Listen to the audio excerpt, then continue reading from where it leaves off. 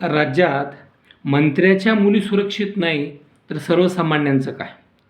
केंद्रीय मंत्री रक्षाताई खडसे यांच्या मुलीसह आणखी 3-4 मुलींची छेड 6 ते 7 जणांनी मिळून जळगावमधील मुक्ताईनगरच्या कुठळी गावामध्ये हा प्रकार घडलेला आहे.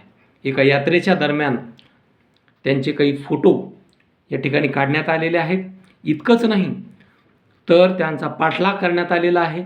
अंगरक्षकाला शिवीगाळ करण्यात आलेली आहे. पोलिसांना देखील मारहाण करण्यात आलेला आहे. असा आरोप केंद्रीय मंत्री स्वतः करत आहे.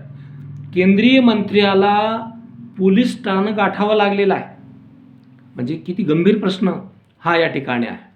आणि जर मंत्र्याच्या मुली सुरक्षित नसतील तर मग सर्वसामान्यांच्या मुलींचं काय?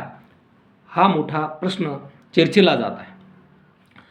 आता त्या मंत्र्याच्या म्हणजे ती मंत्र्याची मुलगी असल्यामुळे ॲक्शन घेतलं जाईल, अटक केलं जाईल, कारवाई होईल.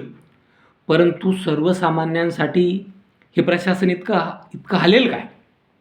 आणि प्रशासनानं अशा प्रकारचे कडक कायदे केले पाहिजे, तात्काळ अंमलबजावणी केली पाहिजे, जेणेकरून अशा प्रकार भविष्यात घडणार नाही.